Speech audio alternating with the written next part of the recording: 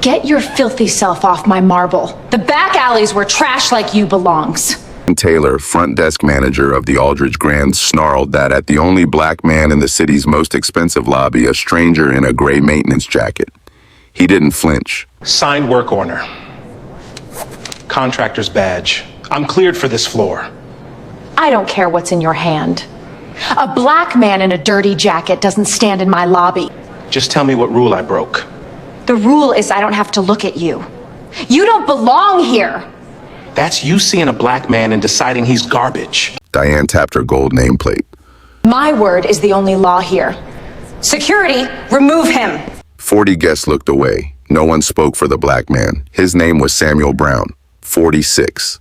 Diane had just insulted the wrong man. 15 minutes and every badge in that room changed hands. 2 weeks before the morning that ended, 3 careers in a quarter of an hour, the same black man in the same gray jacket came through the service entrance of the Aldridge Grand carrying a duffel bag and a work order that read temporary maintenance. He gave his name at the loading dock as Sam. The overnight coordinator, a young woman named Hannah Williams, ran a chewed pen down a clipboard and handed him a laminate on a lanyard. The badge said temp in block letters red on white, the color of a warning.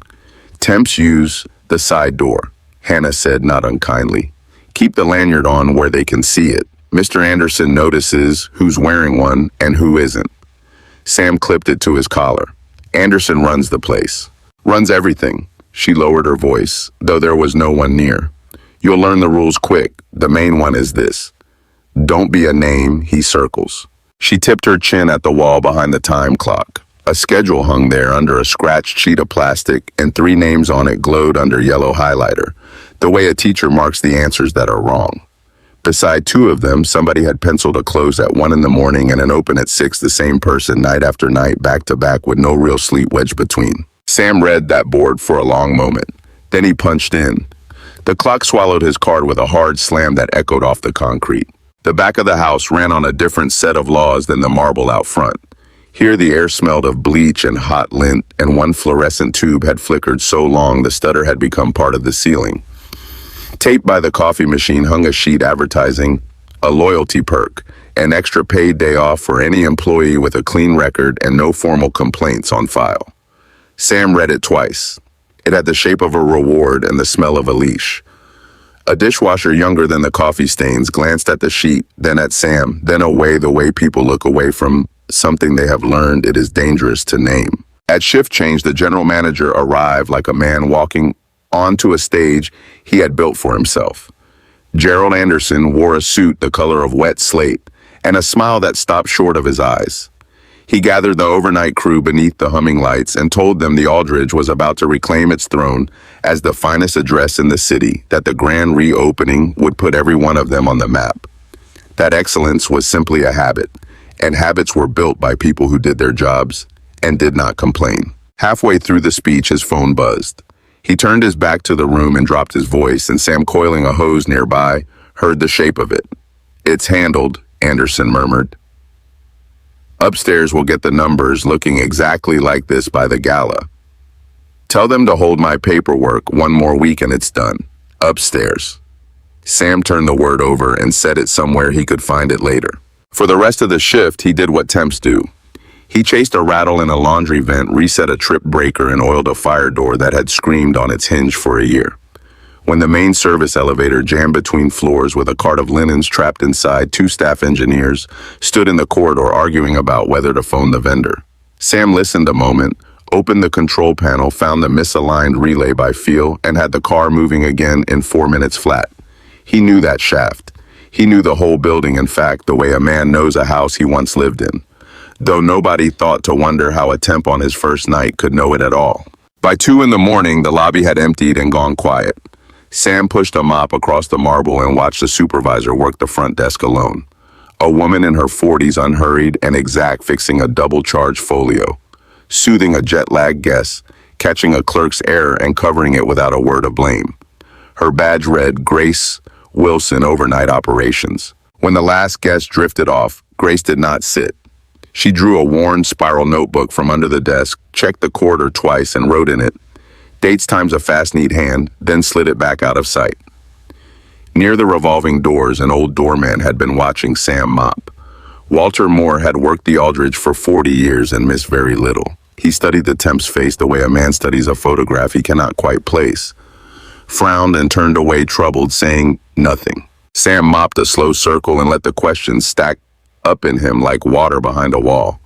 Who really runs a place, the man on the stage or the woman writing in a notebook at 2 a.m? He did not have the answer yet. He meant to earn it before he used it. Anger, Sam would learn, did not arrive all at once at the Aldridge. It was rationed out a little each shift so that no single cut ever looked like enough to bleed over. The first cut was arithmetic. He pulled the printed schedules for the month and laid them beside the payroll file, and the pattern surfaced like a bruise. 3 employees, the 3 names circled in yellow, had lost the same block of hours every single week. 6 hours gone sliced from the people who could least afford to lose them, while the overtime flowed to a small circle of Anderson's favorites. It was quiet. It was deniable. It was a wage cut dressed up as a scheduling decision. The second cut was cruelty, wearing the mask of a shift pattern. Grace Wilson closed the front desk at 1 a.m. and opened it again at 6:03.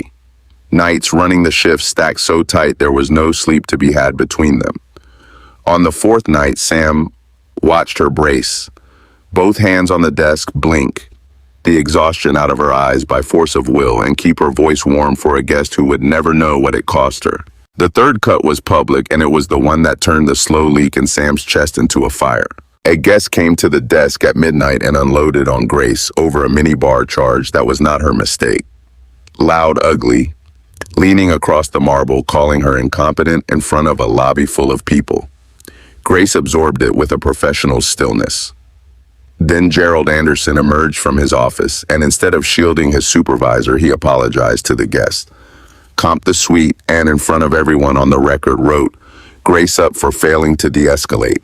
"You embarrassed the brand," Anderson told her, loud enough to carry. "He called me a name I won't repeat," Grace said evenly, "and I kept the booking. That's the job." "The job," Anderson said, "is making people like him comfortable." He clicked his pen. "Sign it." She signed. Her jaw was set like poured concrete, and her hands shook once, and then she willed them still and went back to work as if nothing had cracked. A busboy stared at his shoes. A night clerk found something urgent to do with a stapler. Nobody said a word, because everybody in that lobby had learned what saying a word cost.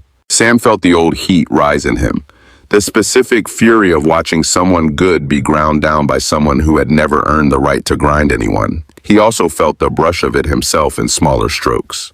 When he crossed the lobby the next morning to reach a leaking fixture, a passing manager waved him toward the service corridor without breaking stride, back hall, as though the sight of a black man in a work jacket on the marble were a spill to be mopped up before the guests noticed. It was not the snarl that would come later.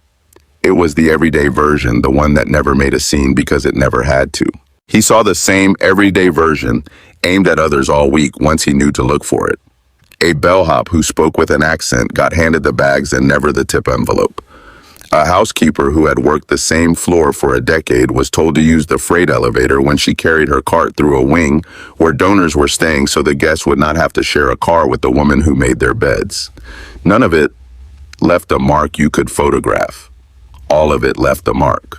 The Aldridge had 2 hotels stacked inside one building, the one the guests paid for gleaming and warm, and the one underneath it, where the people who built the gleam were reminded daily of exactly where the management believed they belonged. He found Walter by the doors that night and asked quietly how long it had been like this. The old doorman looked out at the wet street a while before answering. "Wasn't always," Walter said. "This floor used to feel like a family. People stayed 30 years. Then somebody upstairs decided you could measure everything about a hotel except the people in it, and the ones who cared got tired and the ones who didn't got promoted." He glanced sideways at Sam with that same troubled recognition. "You remind me of somebody. Can't for the life of me think who." That night, Sam stopped watching. He started building. In a motel 2 blocks from the Aldridge, under a lamp that buzzed like a trapped fly, Sam spread paper across a small desk and worked in silence. Turnover reports, payroll summaries, an organizational chart he had pulled from the corporate share drive using a login that should not have belonged to a temp. The more he read, the harder the line of his jaw became, because the more he read, the clearer it was that what he had seen on the floor was not a few bad nights. It was a machine oiled and running, and it had been running a long time. He could end it in a single morning. Walk in, produce a badge no one at the Aldridge had ever seen, and fire the man on the stage where he stood. He knew exactly how good that would feel. He also knew exactly how little it would fix. Cut off the head and the body kept the habit. The next Gerald Anderson would inherit the same tricks and simply run them quieter. And Grace Wilson would still be closing at 1 and opening at 6 on a night when no one was watching. So he set himself rules the way he had since he was a young man with nothing but rules to hold on to. He wrote them on the motel's cheap stationery, one line each. 1. Evidence first. Suspicion is not proof, and proof is the only thing they cannot talk their way out of. 2. No ambush. Protect the people before you punish the men. Move too soon, and the ones who can least afford it are the ones who pay. 3. Fix the machine. Firing 3 people is easy. Building a place that runs right when I am not standing in it, that is the actual job. He sat with the 3rd rule the longest because it was the one that would cost him something. The fast version, the badge. The firing a viral clip of a CEO putting a bully in her place would feel like justice and change nothing. He had watched companies do exactly that, sacrifice one loud villain issue, a press release about values, and keep the machine humming for the next one. He did not want a scene. He wanted a system that would still protect Grace on a night he would never be in the building again. He knew the machine from the inside of it in a way the men who ran it never would. He had been the name on a board once. He had been the kid whose hours got shaved when a manager needed to hit a number, the one who learned not to ask why, because asking why was how you ended up carrying your things to your car on a Sunday. He remembered the exact arithmetic of it, how 6 hours a week was not a number to a man in a slate suit, but was rent or a bus pass, or the difference between a kid eating dinner and a kid saying he wasn't hungry, so his mother wouldn't worry. The men upstairs saw margins. Sam saw the faces the margins were carved out of because 30 years ago, one of those faces had been his. He picked up his phone and texted the one man he trusted at the top of his own company, his chief operating officer, the man who had helped arrange this quiet audit in the first place. Staying under longer. Something here is rotten deeper than one bad manager. Hold the announcement. The reply came in seconds. Understood. Take all the time you need. I've got your back always. Sam almost smiled. He set the phone down, pulled the org chart close, and looked one more time at the guest experience program the Aldridge kept winning praise for, the one Anderson kept calling my initiative. In the margin beside Grace Wilson's name, Sam wrote a single word and circled it twice. Author. At dawn, he clipped the red temp badge to his collar and went back in through the side door. The undercover days ran together the way overnight shifts do, and each one handed Sam a piece of the truth he did not want to hold. He learned the building's second language, first the one spoken and what never got written down. A favorite's overtime approved with a wink. Another worker's denied on a technicality. A guest complaint about a rude clerk that quietly vanished because the clerk was one of Anderson's, and a guest compliment about Grace that somehow never reached her file. Sam began keeping his own ledger in the small notebook, a night dates and details, never guessing that 2 floors of the same building held a woman keeping a ledger just like it. The price of silence, he came to understand, was not paid in one sum. It was collected in installments. Hannah spelled it out for him over coffee gone bitter in the pot, her hands wrapped around the cup as if it were cold. You don't report things here, she said. My friend did, wrote up a manager for screaming at her. 2 weeks later, her hours dried up and she quit before they could push her. So, she shrugged, and the shrug was the saddest thing Sam had seen in weeks. You don't complain, you disappear. He watched it happen for real a few nights later. A young dishwasher management had already stopped using his name, which was its own kind of sentence, asked Anderson politely why his hours had been cut in half. Anderson smiled and said business was business and staffing was under review, and by the end of the week the young man's name had been erased from the board and replaced without ceremony. He came to collect his final check on a Sunday, and no one above the level of the sink said goodbye. Sam carried a box out to his car.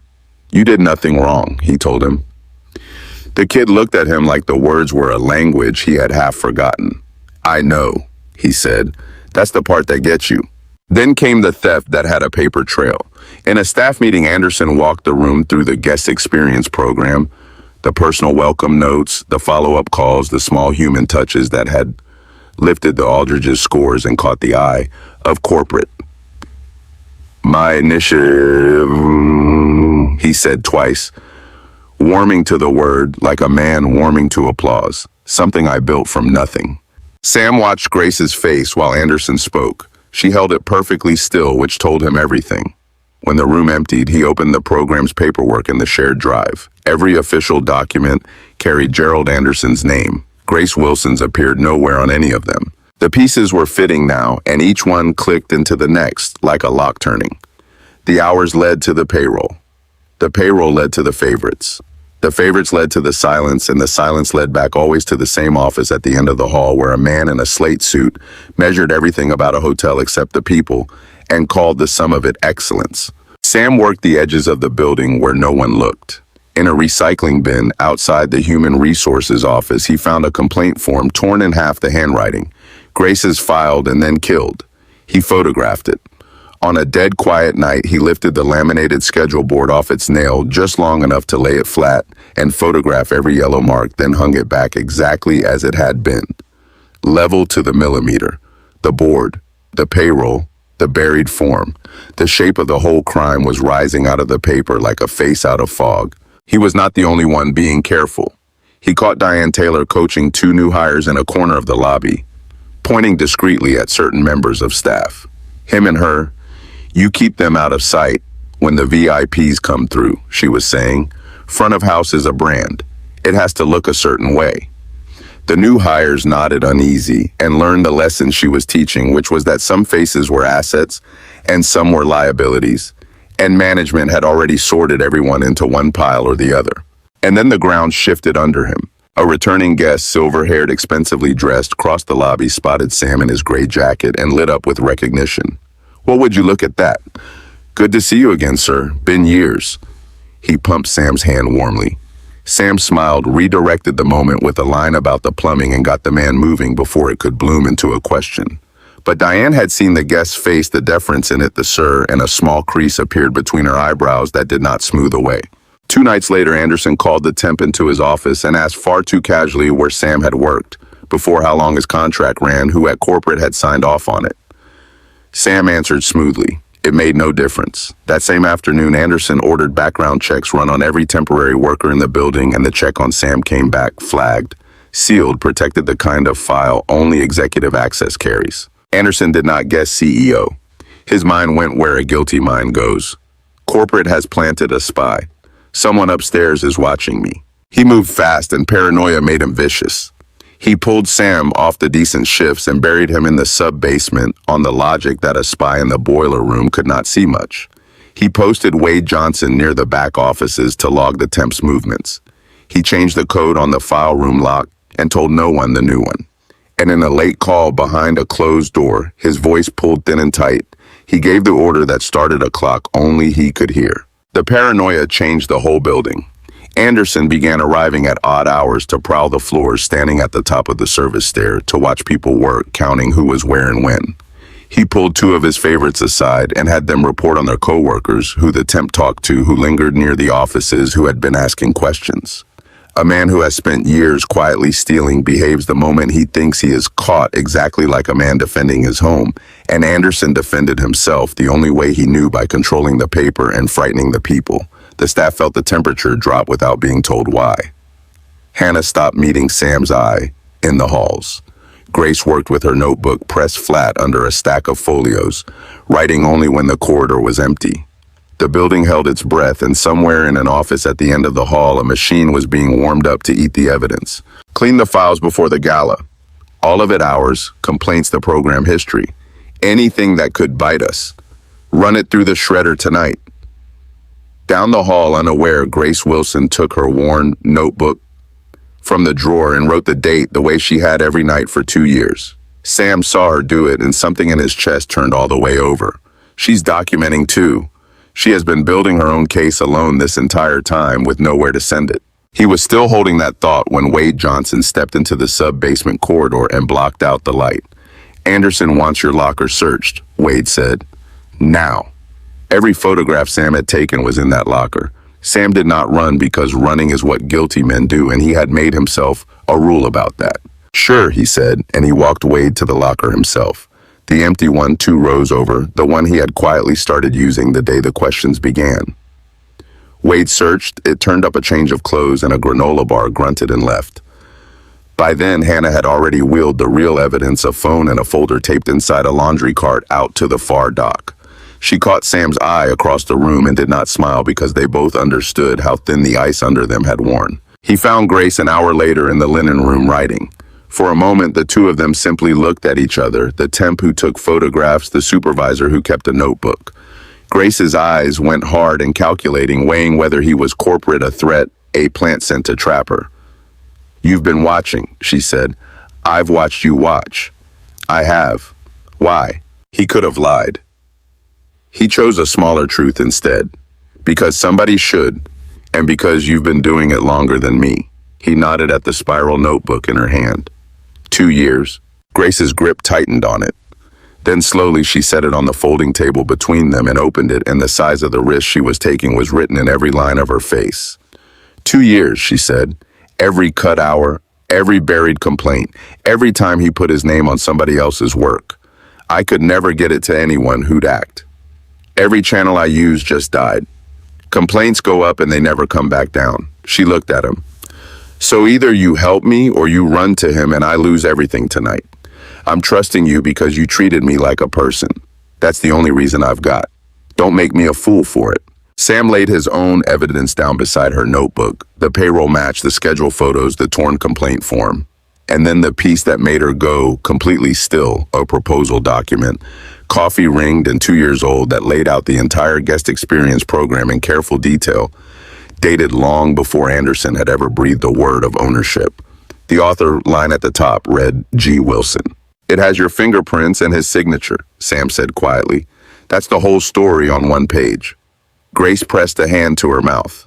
Among the buried complaints in Sam's stack was one she recognized on sight, her own. The one she had been told had gone to review. It had gone into a dead file. It had never gone anywhere at all. That was when Sam followed the last thread. The upstairs Anderson kept phoning.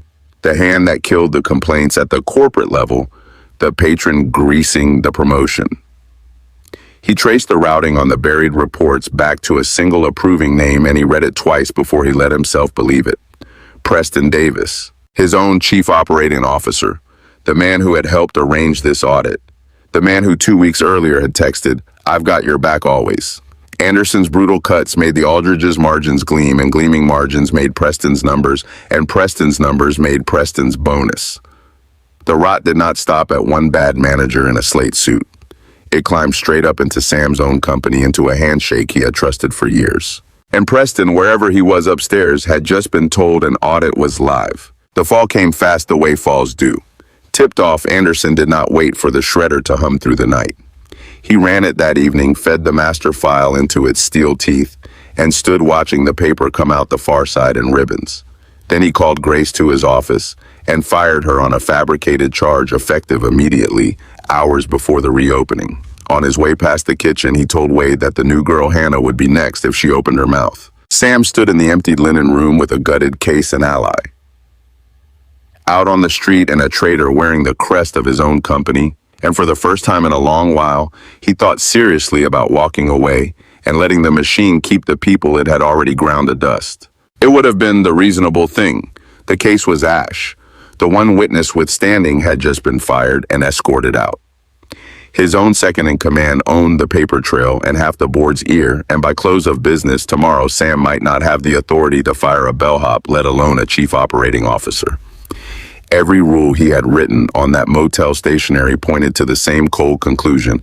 He had moved too slow, protected too carefully, and lost. A smarter man would cut the loss, protect the company, and fight Preston another day on ground of his own choosing. Then he looked down at the table. Grace had left her notebook behind. One page had escaped the shredder for the simple reason that it had never been in the building's files at all. It had ridden in the pocket of her coat the whole time. It was enough to begin again. If he could reach the front of that lobby before security reached him.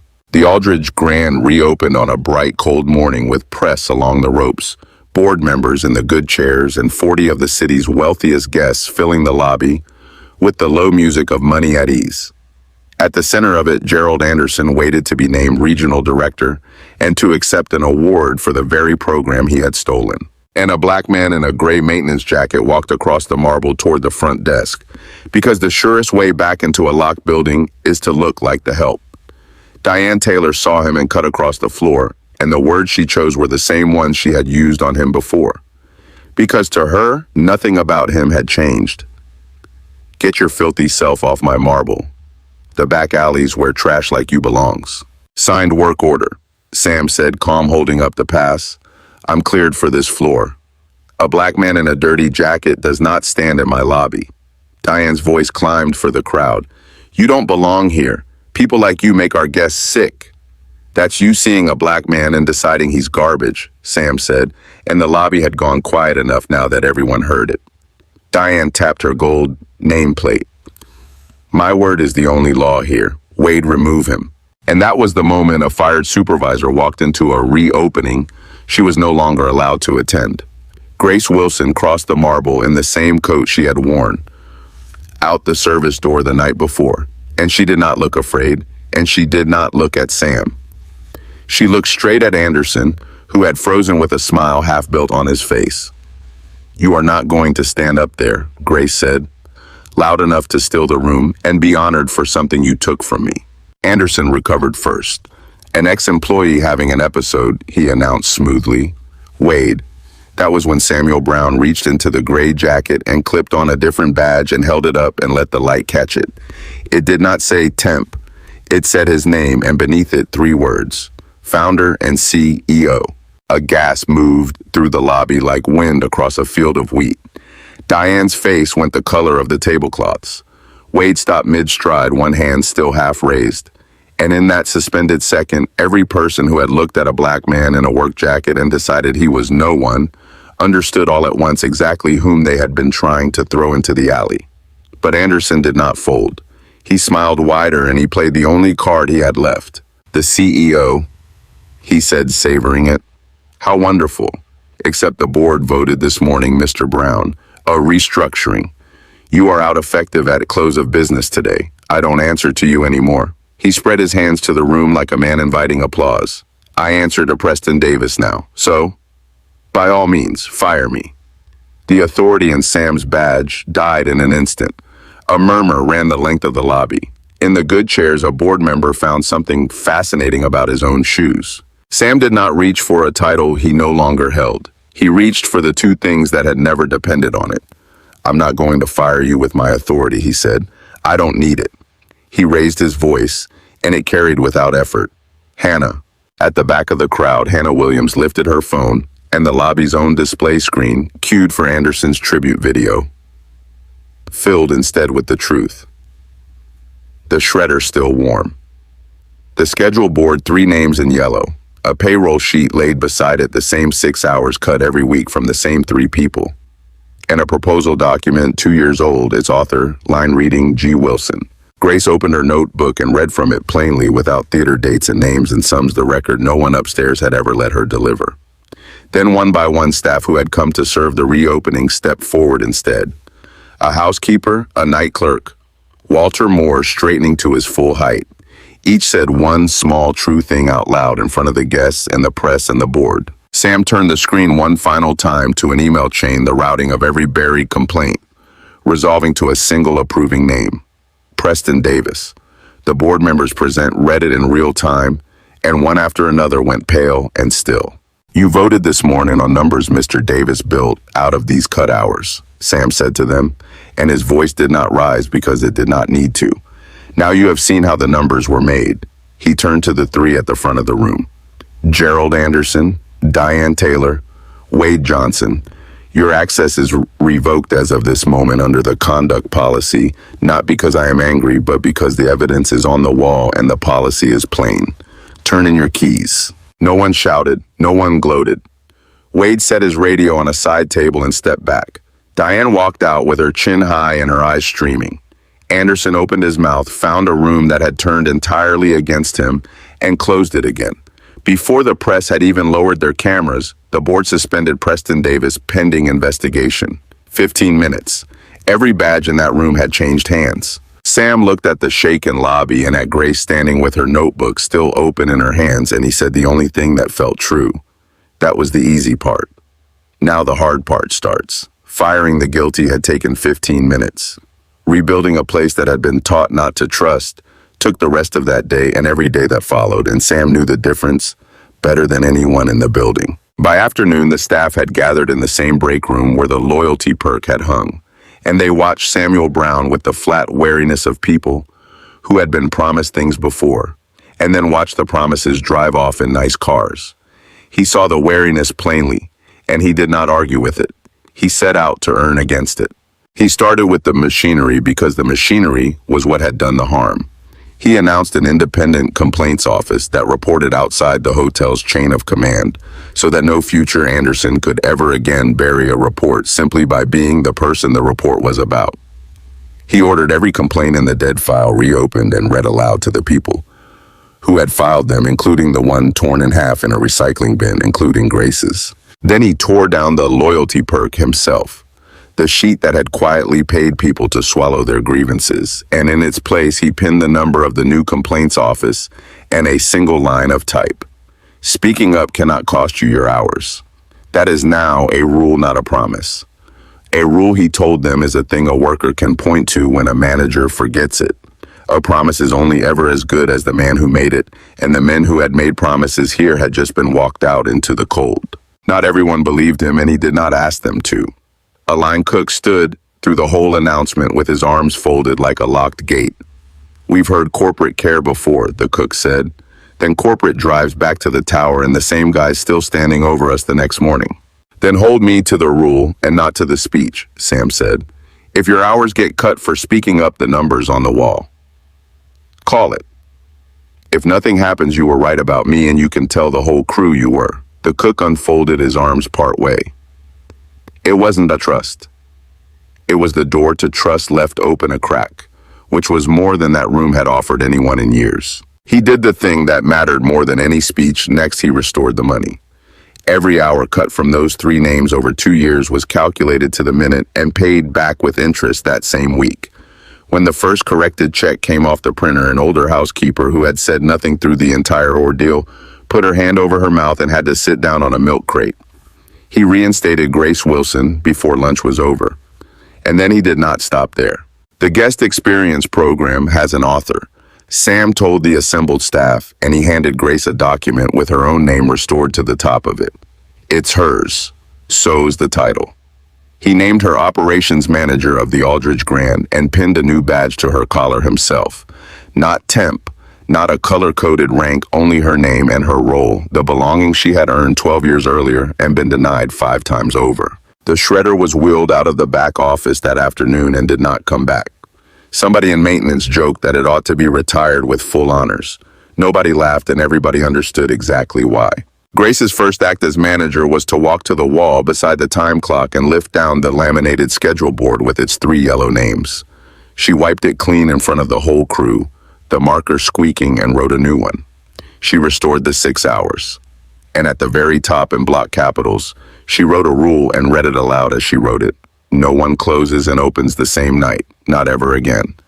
Then she handed Hannah Williams a real badge, the temp red gone, her name printed clean across it. She did not stop at the board either. She sat with the reopened complaints one at a time, and where a person had left the company under pressure, she picked up the phone and called them, some at numbers. Long dead. Some who hung up, a few who came back. She rebuilt the promotion ladder so it ran on what a person did and not on how quiet they stayed.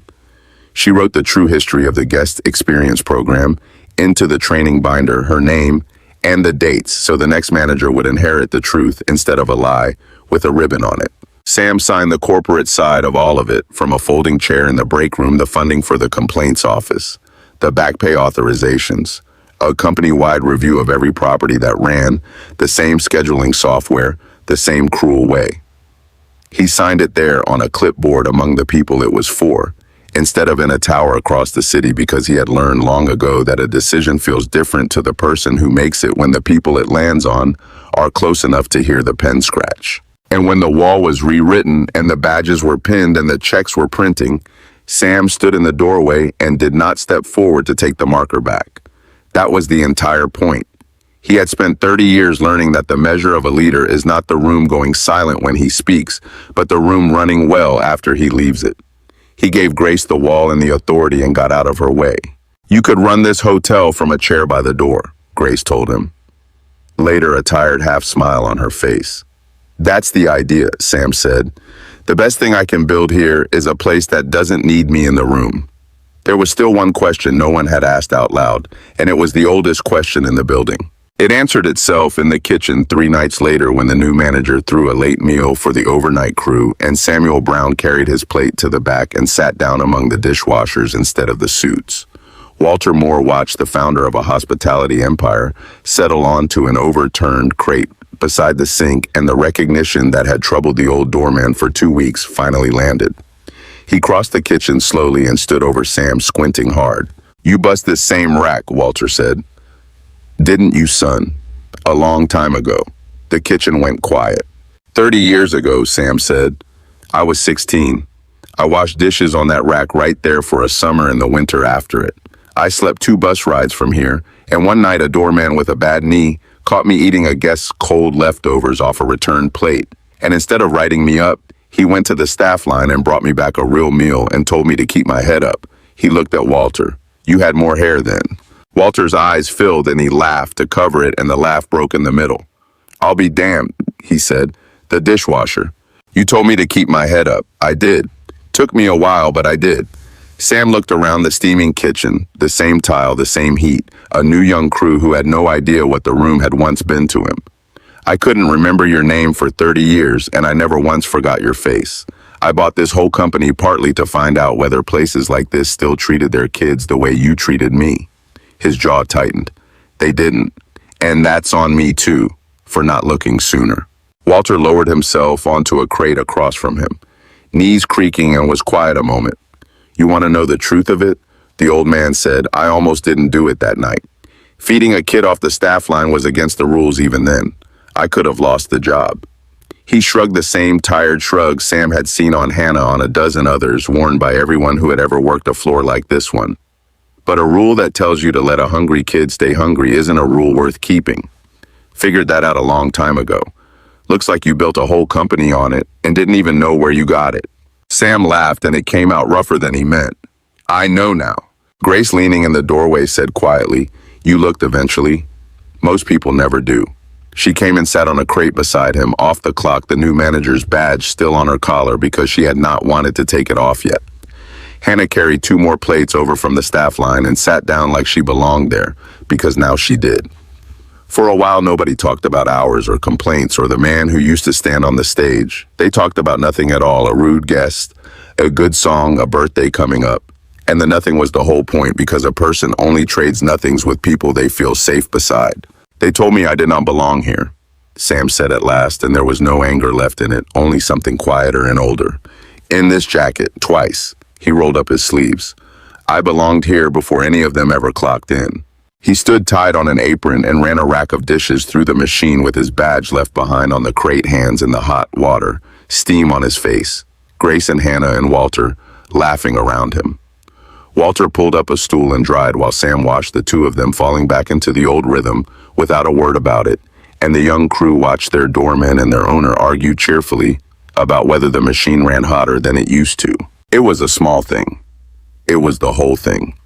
A place is not its marble or its chandelier or the man on the stage. A place is what happens at the sink after the guests have gone home. And for the first time in a long time, what happened at the Aldridge's sink was people looking out for one another. Belonging, it turned out, had never once been the badge. It was who you made room for at the sink.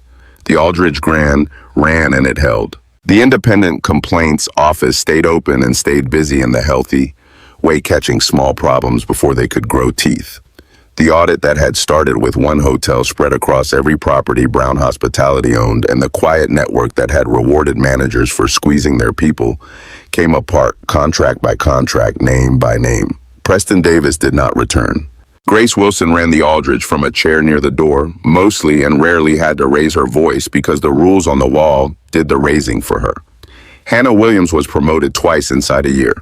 Walter Moore worked the front doors until he chose to stop, and on his final shift, the whole overnight crew walked him to his bus. The video a guest had filmed in the lobby that first morning did find its way online the way Grace had said she no longer cared whether it would. It did not become the clip anyone expected. It ended not with a black man dragged across the marble, but with the same man weeks later pinning a manager's badge on the woman who had stepped in front of security for him. People watched it all the way through for that turn, and then watched it again to catch what they had missed the first time. The temp, who was calm, because he already knew how it ended. The doorman studying a face he almost knew, a text message that read, "I've got your back," set against the hand that had held the knife. And one morning, a new hire came in through the service entrance, nervous, braced for the side door and the cold shoulder, and instead was handed a real badge and shown the break room and told by an old hand that here, you do not disappear for speaking up.